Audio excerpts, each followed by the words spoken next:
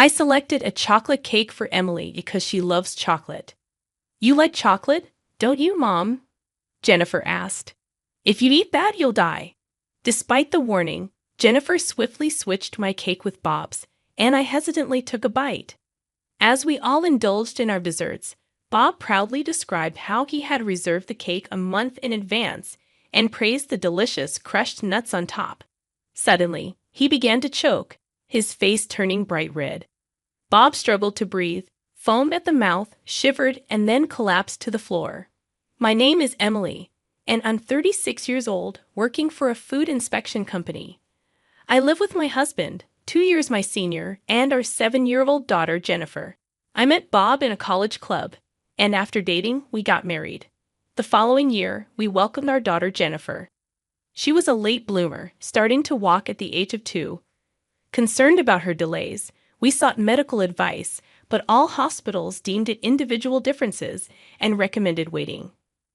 Bob, initially worried, grew frustrated with Jennifer's delays in walking and speaking, eventually ignoring her. My mother-in-law, Diane, disliked Jennifer, assuming she had a disability. Only my father-in-law showed affection, finding Jennifer unique and wonderful, making me happy. Bob's behavior worsened, leading to hormonal imbalances and menopause for me. I couldn't have more children. I remember sobbing into my pillow. Bob's harshness continued, with complaints about everything accompanied by loud displays of anger, making me jumpy and apologetic. However, Jennifer remained unaffected, watching his tantrums with a puzzled expression. Jennifer didn't speak much but quickly learned to read and was engrossed in books. By preschool, she read not just picture books but also encyclopedias. As she approached elementary school, they suggested a special education class due to her lack of speech. Bob was furious, storming off, leaving me helpless. Jennifer comforted me, and the next day, Diane called, concerned about the reputation it would bring. Neither Bob nor Diane seemed genuinely concerned about Jennifer. It was about appearances. Consulting with local counselors, school teachers, and municipal officers, it was decided that Jennifer would attend regular classes. I felt that the students, parents, and teachers in the special needs class were wonderful and might be a better fit for Jennifer. Unable to suggest the special education class due to Bob and Diane's evident objections, I found some free time when Jennifer started elementary school.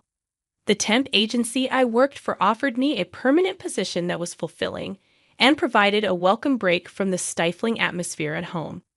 Deciding to discuss the opportunity with Bob, he hesitated when I mentioned the permanent position. With crossed arms, he looked down at me and insisted that I continue taking care of the house as before, or even better. However, he also wanted some help from me. After banging the table, he declared that housework was my responsibility. In response, I suggested asking my mom for help, and after a brief pause, Bob reluctantly agreed.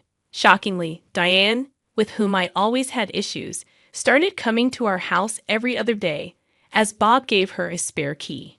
During Diane's visits, she consistently made sarcastic remarks about the state of the house and criticized my cleaning habits. Despite my increased efforts to be meticulous with house chores, her complaints persisted for weeks.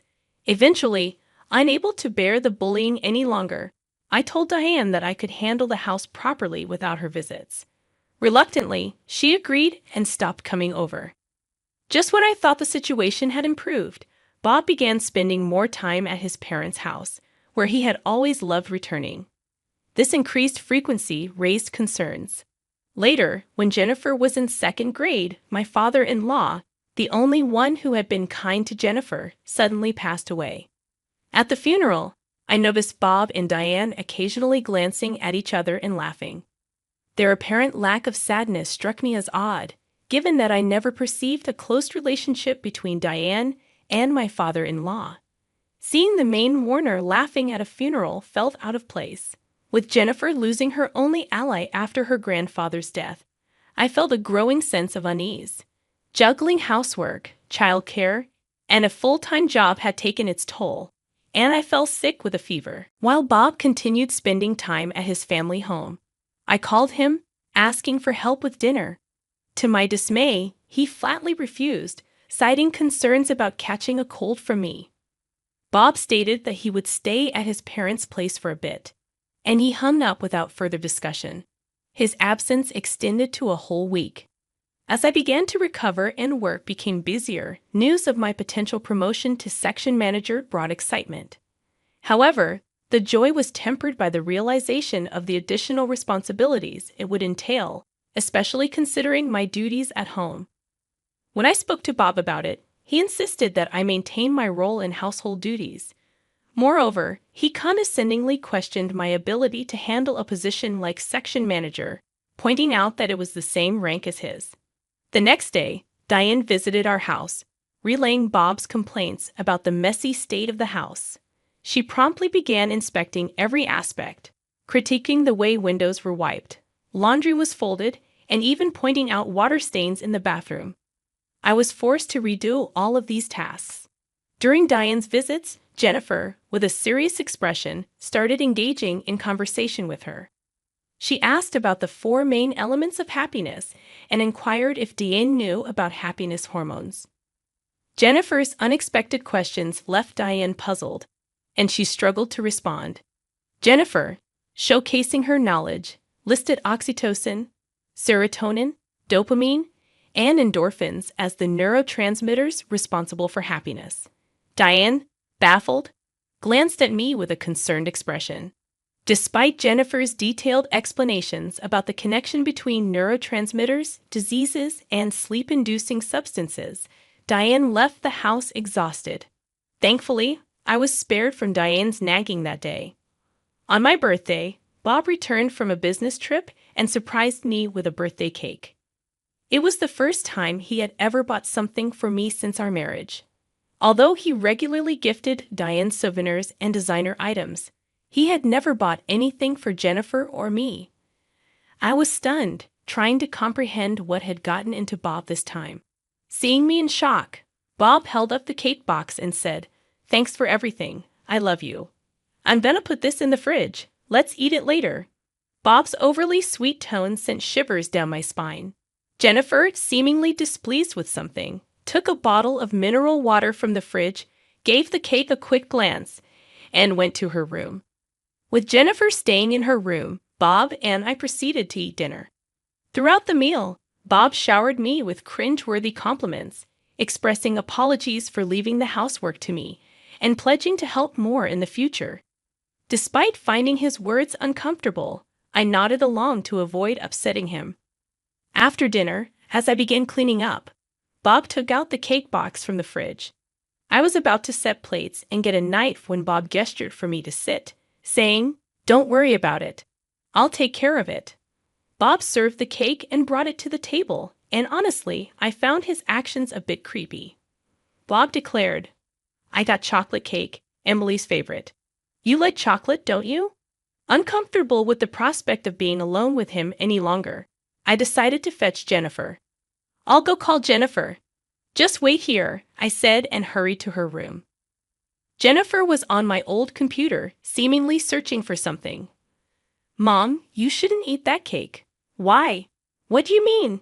Just trust me right now," Jennifer urged, looking at me with a desperation I had never seen before. Deciding to trust her, Jennifer took my hand, and we returned to the dining room. "Shall we dig in?" Bob suggested. Jennifer, with a serious tone, replied, "Hey, we don't have any forks. Usually, I head to the kitchen right away." Jennifer was gripping my clothes tightly, preventing me from moving. Apologizing, Bob cheerfully rose from the table, stating he would get the forks. In that moment, Jennifer urgently whispered to me, "Mom, if you eat that, you're gonna die." Swiftly, she switched our slices of cake. Bob returned with a fork, proudly eating the cake in front of us. He rambled about the cake being made by a famous pastry chef, mentioning his advance reservation and the delicious crushed nuts on top. As we all took bites, he suddenly began to choke. Bob's face turned red, breathing labored, foaming at the mouth, and then he collapsed onto the floor. It seemed like an anaphylactic shock from an allergy. Both Bob and I had buckwheat allergies, but there was no way the cake we were eating contained any. Frozen in shock, Jennifer calmly spoke to me. "Mom, call 911, handing me her phone. Returning to reality, I called the ambulance. Jennifer turned Bob to his side, instructing me to hit him hard on the back. Following her guidance, Bob spit out the cake, and his breathing eased a little.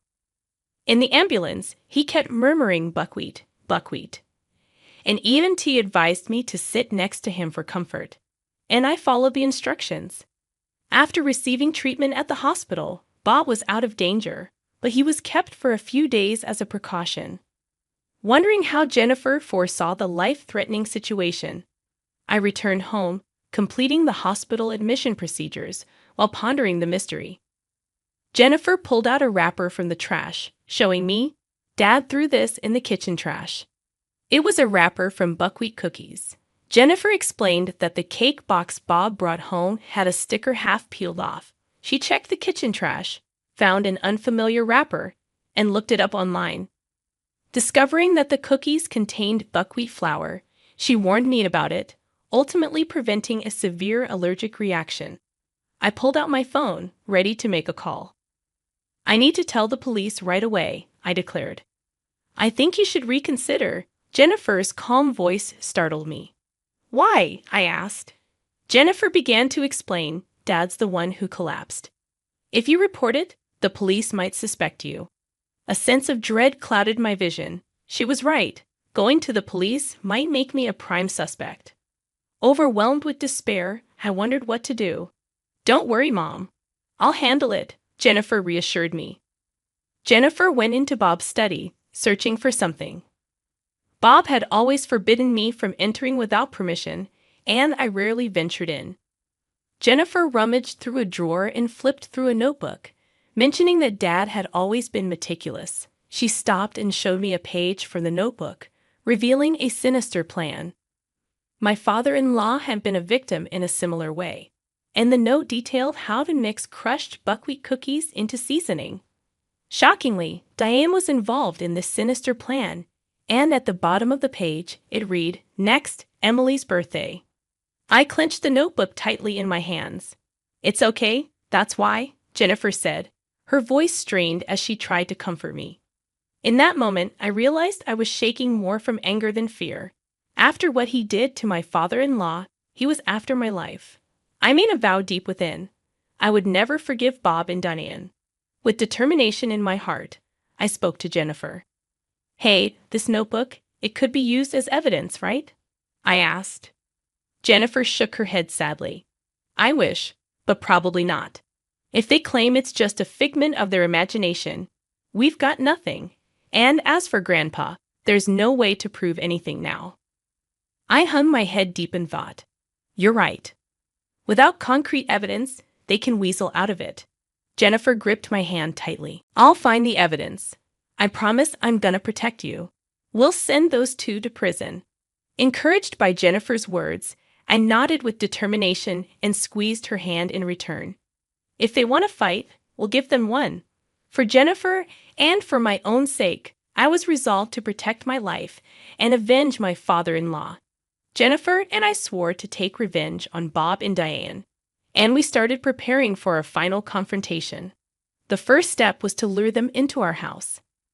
I asked Diane to tell me Bob's favorite dishes, saying I wanted to cook for him when he got out of the hospital.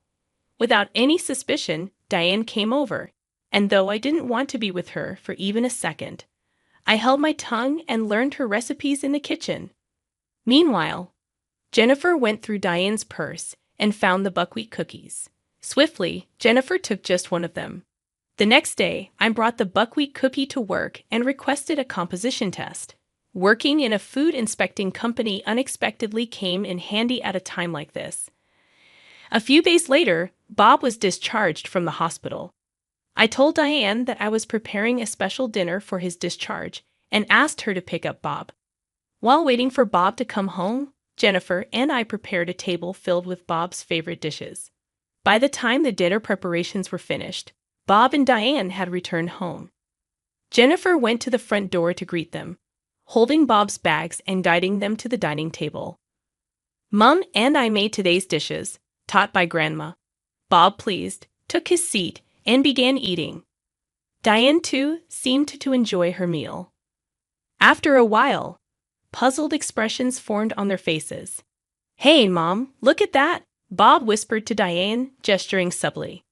"Oh my God," Diane exclaimed, staring at something on the table, her eyes widening in shock. So startled, she even dropped the fried chicken she was holding with her fork, seemingly not noticing. Bob and Diane stopped eating. Trying to lighten the mood, I asked Bob, "Is the seasoning all right?" "I guess I can't make it quite like your mother did." Both their heads were down, and they responded, "No, it's not that. It's delicious." Beaming a big smile at them, I added, "This seasoning isn't just tasty. It seems to be quite invigorating, too. My father-in-law had told me about it." While Bob and Diane shivered as if cold, I continued to smile, unfazed. I instructed Jennifer to sprinkle some of the seasoning on their food, but Bob vehemently interrupted, demanding Jennifer to stop. Confused, he questioned why they were so spooked. "I just wanted you and your mother to live a long life," I replied with a broad grin. Diane, covering her ears and screaming, pleaded with me to stop. I sarcastically mentioned how they wanted me to be healthy too, which led them to sprinkle butt stuff on the cake, resulting in Bob ending up in the hospital. I handed a set of documents to the shocked duo, explaining that our company's inspector had checked the contents of the cake and the buckwheat cookies, revealing matching ingredients. Confronted with the evidence, Bob and Diane exchanged glances, feigning innocence. "What are you talking about? I have no idea about any of that," they insisted. Diane claimed the cookies were a gift from a friend, but I calmly placed a copy of Bob's notebook on the table. "Then what's this note about ordering cookies online?" I asked. The notebook detailed the manufacturer, product name, shipping date, price, and more. Bob and Diane's faces turned from red to blue. "It also says here that in small amounts, it wouldn't be detected if induced to vomit." I stared intently at Diane. "This is related to my father-in-law's cause of death, isn't it?" Bob, looking defeated, began to speak. "Dad was in our way. Maybe he didn't like that Mom and I were close. He was always butting in and being a nuisance. He constantly lectured Bob and me, saying things like our relationship isn't normal. I couldn't stand it. We mixed those buckwheat cookies into the seasoning and made him eat it. It was merely concerned for an unusually close mother-son relationship that had troubled my father-in-law. Yet Bob and Diane seemed to have taken it personally. Their justifications were incredibly selfish. I couldn't help but pity my father-in-law, who lost his life trying to foster a better family environment. Bob and Diane admitted to using the same method on me, explaining that I had the same buckwheat allergy as them, and that I was in their way. The realization that they committed a crime hit me hard. "I'm going to call the police right now and submit this evidence," I declared, ready to seek justice. Suddenly, Bob stood up, snatched the copied notebook, and forced it into his mouth, swallowing it whole. Diane, Jennifer, and I watched in shock as he destroyed the evidence. "There you go, no more evidence. The police will just think it's some crazy story from Emily, my wife," Bob said with a smug expression. "Dad, that's a copy. The real one is somewhere else," Jennifer calmly stated, revealing her strategic move. She placed a voice recorder on the table, exposing their entire conversation. Jennifer had secretly recorded their admission from the beginning, hidden under the table. "It's over," Bob muttered, collapsing weakly into his chair. Diane, unable to contain her anger, slammed the table, expressing her frustration. "You guys really thought this plan would work, huh?" Jennifer remarked with a hint of disbelief. I pulled out my smartphone, ready to call the police. "Admit your wrongdoing and make amends. It's the least you can do to honor my father-in-law," I asserted. As I began to dial, Bob and Diane suddenly tried to apologize desperately. "Please don't call the cops. We're really sorry. Forgive us." They kept pleading for mercy. Jennifer explained how their plan went wrong, pointing out Bob's mama's boy tendencies and the evident mistakes they made. We decided to spare them further humiliation with Jennifer promising not to get involved with people like them anymore. Later, when the police came to arrest Bob and Diane, they cried and screamed, making the process difficult. The evidence, including the copied notes, voice recording, and purchase history of buckwheat cookies, led to their conviction. After their arrest, the divorce from Bob was finalized, and we proceeded with the division of property. Diane sold her family home to cover legal costs, while Bob used the money from selling his house for child support. Jennifer and I set up a memorial for my father-in-law, paying our respects. Jennifer surprised me with an IQ test result, revealing her gifted intelligence with an IQ of 135. She transferred to a school catering to gifted children, where she happily pursued her interests. Living with just Jennifer has been joyful, my work fulfilling, and life rewarding. Jennifer's hugs, releasing the happy hormone oxytocin, brought us closer. My complexion improved, and even my menstrual cycle returned, perhaps thanks to the mentioned happy hormone. From here on out, I'm determined to live happily with Jennifer, keeping our smiles bright.